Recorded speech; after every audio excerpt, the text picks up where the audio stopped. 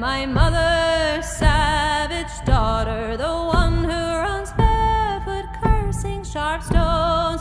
I am my mother's savage daughter. I will not cut my hair, I will not lower my voice.